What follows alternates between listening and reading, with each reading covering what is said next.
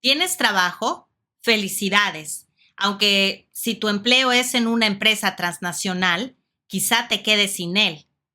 Moody's ya advirtió que la calificación crediticia de México puede bajar por la reforma judicial. En buen español, eso significa que los inversionistas pueden retirarse de México y con ellos el empleo que ahora disfrutas. Pero incluso si trabajas para una empresa mexicana, la salida de inversionistas puede afectarte, porque las transnacionales compran bienes y servicios a las compañías del país. Si bajan las ventas en tu empresa, puede haber recorte de personal. ¿Captas lo que eso implica? Y si no trabajas, también debes tener presente que la fuga de empresas tiene como consecuencia que haya menos productos para la compra. Si viviste en los años 70 u 80, sabes que eso implica que tenis, juguetes, aparatos electrónicos, jeans y hasta chocolates solo se podían obtener de Fayuca. Si eres más joven, pregúntale a tus padres y abuelos sobre el asunto. Hasta una gorra era complicada de conseguir. Oye Arturo, a mí me tiene un poquito inquieto esta situación de que Moody's, que lo correcto es decir Moody's o Modis, dependiendo si lo dices en español o en inglés, haya advertido que la calificación crediticia en México puede bajar por la reforma judicial. A lo mejor dentro de la 4T no entienden lo que esto implica, pero si perdemos el grado de inversión, pues se van a ir muchísimas empresas, pero aparte va a ser muy complicado contratar deuda. Sí va a ser complicado contratar deuda, pero yo creo que el gobierno mexicano le ha apostado, o sea, ellos mismos saben esta baja en la calificación crediticia. Ellos lo saben y es lo que más me caga. Lo están haciendo a propósito, no es algo que descuidado, no, esto sí es a propósito. No les importa ya la inversión extranjera. Hace poco Macaria de hecho unos tweets hablando sobre que como porcentaje del PIB, la inversión extranjera en México es la menor que casi desde los 80 o 90. Desde Miguel de la Madrid, Desde creo. Miguel de la Madrid, imagínate. O sea, previo al Tratado de Libre Comercio con Estados Unidos, hoy el TEMEC. Entonces, esto es un asunto grave. Ya los capitales se están moviendo, ya los grandes capitales saben que México va a tener un downgrade en la calificación Hoy era de crediticia. 70,000 o 30,000 millones de dólares la cantidad que los inversionistas estadounidenses retuvieron, dijeron que querían ver qué estaba pasando. Unos 70 mil Eran millones 70,000 millones de si dólares. No, ahí luego haremos el disclaimer. Oye, pues es que es muchísimo dinero. Y que se va a ir a Argentina con Milei. Viva la libertad, Viva carajo. la libertad, carajo. Pero bueno, ahí te va porque creo que esto ya estaba previendo el gobierno mexicano. Han estado presumiendo, y es cierto, que hay una reducción en la deuda externa. Es decir, se han endeudado externamente no tanto. Pero ¿qué ha pasado? La deuda interna, por la de los supuesto. mexicanos, es la que ha ido a las nubes. Entonces yo creo que están previendo esto, este downgrade, para que no les pegue tanto, ¿no? Porque no les van a incrementar tanto la deuda externa. Y finalmente la deuda interna, pues ellos van a seguir poniendo aquí la tasa de interés. Aunque, porque Banxico ya también tienen sus tentáculos, por eso ya no han dicho nada de Banxico. Yo creo que la 4T ya lo infectó, así como ya infectó al INE, así como ya infectó A la CNDH. a la CNDH, al Tribunal, ¿no?, Federal Electoral. Ujú. Yo creo que ya infectó Banxico, ¿no?, a través de pues los subgobernadores y la actual gobernadora. Ujú. Me voy a poner un poco Hayek. A ver, pues sí, cambiaron deuda externa por interna, pero lo que no están considerando es que el aumento de tasas de interés y la deuda interna puede traer un problema de cartera vencida. Y otra vez, por eso Hayek es tan importante, por eso Chairos, estudien a Hayek, para a veces se les quita los pendejos. A ver, hay que verlo en micro. ¿Qué es lo que va a pasar si a la gente empieza a entrar en cartera vencida, no puede pagar la tarjeta, se encuentra con problemas de que le van a embargar la casa, de que se va a quedar sin su automóvil? ¿Cuál va a ser el ambiente social? Es que por eso uno no puede jugarle al loco, no puede jugarle al tonto con las variables económicas. Mira, podemos estar ante las antesalas, si nos va bien, ¿Sí? un escenario tecnócrata, Uh-huh. un Fobapro nuevo. Pero estos no son tecnócratas. Yo creo que estamos a las puertas de un corralito. Pero bueno, son varias cosas. Primero, ahí te van mis teorías. A ver, y nomás dime una cosa. ¿Y cómo crees que se va a poner la gente con un corralito? Pues mientras le sigan dando dinero, todo bien. Bueno, es que ese es el problema. ¿A quién le vas a dar dinero y a quién no le vas a poder dar? Y te va a compensar ¿El dinero es el corralito? Ahí te va. El corralito va a ser para los bancos comerciales. Ujú. ¿Por qué? Porque el dinero lo van a seguir dando a través de dónde. El Banco del Bienestar. Exactamente. Ahí está. Ujú. Nadie usa el banco nadie usa, bueno, hablo de casi nadie usa el Banco del Bienestar como un depósito de ahorros. O sea, más bien usamos otros bancos para eso. Entonces, ¿es falso ese video en el que sales con el chaleco de Morena anunciando el Banco del Bienestar? es falso. Es de falso. toda falsedad. De toda falsedad. Mira, ahí te va. Son varias cosas. Primero, vamos otra vez. Aumentan las tasas de interés, aumentan los impagos. La gente no va a poder pagar su tarjeta de crédito. Los bancos van a quedarse sin recursos financieros. Van a necesitar un rescate para los ahorradores. El gobierno va a decir, pues, ¿sabes qué? Corralito es... ¿Y qué pasa con el corralito? Pues los corralitos son peores con los FOBAPROAS. ¿Por qué? Porque los corralitos implican la congelación de las cuentas que no puedas meter, sacar. No va a haber pagos para empleados, no va a haber pagos para proveedores. Le va a afectar a México de una forma inimaginable. Los argentinos ya conocen bien esta historia con los Menem cuando gobernaron, ¿no? Ahora, ahí te va. Yo creo que están viendo esto desde varios lados. Al gobierno le importa la propaganda y la popularidad. Yo creo que están preparando un robo ya a las Afores. No a las Afores ya de la gente que ya se pensionó, No, las que tengan como 10, 15 años de aportaciones. Ajá. ¿Cómo? Bueno, ya tienen la Cámara de Diputados completa, ya tienen a los senados, ya van a tener el Poder Judicial si todo esto va como va hasta ahorita. Entonces, han estado alimentando este discurso de las Afores injustas que propuso Cedillo, bla, bla, bla. Y que por su culpa las pensiones ahorita son raquíticas. ¿Qué van a hacer? Van a tomar el dinero de las Afores a través de una reforma. Pero ojo, yo había discutido esto hace tiempo con Sergio Negrete, con Econocapca, me decía, es que no tiene ningún sentido porque, y esto sí es cierto, muchos de los recursos de las Afores están invertidas en fibras o en otros instrumentos que en última instancia compran CETES o hacen inversiones en los distintos proyectos del gobierno. Es decir, mucho de la Afore está puesta en deuda del gobierno. Porque es una deuda segura de tasa.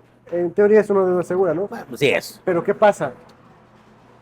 Que simplemente, si expropian estas Afores, lo que están haciendo es quitándose acreedores de encima. Es decir, a lo mejor no van a sacar recursos de ahí, pero van a reducir su deuda interna. A ver, te voy a hacer una pregunta y quiero que me la contestes de bote pronto, no te lo pienses mucho. Ajá. O sea, me estás diciendo que no sería muy razonable que hicieran esto y estamos hablando del mismo gobierno que compró todas las plantas de Iberdrola y no aumentó ni un kilowatt la capacidad energética que tenía.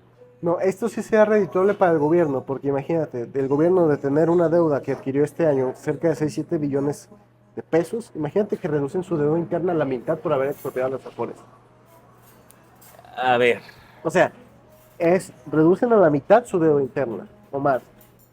Sí, van a tener problemas obviamente para pagar las pensionados que vengan, pero ese ya es problema. no, de hecho, te voy a decir una cosa, ni eso, porque si tú expropias las Afores y te vas sobre las que son de 10 o 15 años, tu problema de pensionamiento de esos cuentavientes está a 20 años. No te va a tocar de ninguna manera. O sea, tú no vas a tener que hacer ningún pago a esos. O sea, tú dices, yo nomás toco estas, lo demás lo dejo igual. Nah, ¿tú crees que no son, o sea, sí son tontos, pero también son muy perversos? Entonces, te aseguro que sea cual sea el nuevo esquema que metan, van a seguir reteniendo parte de tu salario para... No. A ver, es que hay muchas formas de expropiar. A ver, ellos pueden decir, a ver, las voy a operar yo, el Estado, que esa es la forma menos complicada de que la hagan. Muy bien. Lo hacen así. Ellos manejan esos recursos y deciden las políticas de inversión y agarran ese dinero y lo gastan en otra cosa. Muy bien. Ellos toman los fondos exclusivamente de los que tienen 10, 15 años. Ellos no tienen que pagar una pensión de ellos hasta dentro de 20, 25 años. ¿Estamos de acuerdo? Ok. Bueno, eso ya no es problema. Los fondos que tienen que utilizar para pagarle a los demás, pues los siguen pagando como siempre. Pero mi pregunta era otra. ¿Tú crees que tendrían algún tipo de restricción los mismos changos que compraron las plantas de Iberdrola? O sea, como que no se distinguen por ser muy inteligentes, eso es lo que quiero decir. No, o sea, obviamente no es inteligente esto, porque a largo plazo es una bomba de tiempo el tema de las pensiones. O sea, México ya la había librado con las pensiones. Otra vez volvemos a un agujero del que ya habíamos salido durante la administración de Cedillo. Lo que yo creo que van a hacer, es que lo que a ellos les surge es el dinero inmediato. Les importa un carajo ya después. El dinero inmediato es lo que les importa para mantenerse en el gobierno. Hay una palabra para decir eso, son unos muertos de hambre. Mira, voy a reciclar, ¿no?, esta gran frase de Margaret Thatcher. El socialismo funciona hasta que se acabe el dinero de los demás. Esa es la apuesta. Van a buscar la forma de exprimir, como ya lo hicieron todo el sexenio, que saquearon todo el Fonden, que saquearon los fideicomisos, que están sacando ahorita el fideicomiso de la Suprema Corte, no, del Poder Judicial más bien. Van a saquear las Afores y van a seguir saqueando y saqueando hasta que se les acabe. A ver, te voy a decir una cosa. ¿Veías House of Cards? No. Ok. El presidente Underwood tuvo la gran idea de generar un programa de empleo total utilizando todas las prestaciones que existía para la seguridad social. O sea, rompiendo el New Deal de Roosevelt y utilizando todos esos recursos, redirigiéndolos para empleo. De hecho, esa es su gran política. O sea, pues es que de seguro el viejito loco veía House of Cards y dijo, pues que yo voy a hacer lo mismo. O sea, a mí no me extraña. Más bien, a lo que quiero llegar con esto es que, bueno, el cambio de calificación crediticia, la advertencia de Moody's, el retiro de inversiones, el problema que vamos a tener con el consumo interno.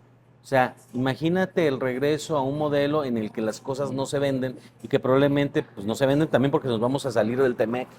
O sea, pues ya dijeron, ¿no?, que vamos a volver a la industrialización por sustitución de importación. Hijo de la mañana. Yo la hora que lo vi dije, este tipo de veras que parece que le da clases de Echeverría desde el inframundo. Es un conjunto de tonterías. Pero vamos a volver a la época en que si querías unos tenis Nike tenías que ir a un tianguis, ¿no? O que si querías una barra de chocolates Three Musketeers te la tenía que traer la señora de la Fayuca. O sea, y a lo mejor esto les puede parecer súper patético, pero ya ha pasado en otras partes del mundo, ¿eh? Y va a ser súper tonto, o sea, el celular, la computadora, desde donde nos están viendo, ya no va a poder ser...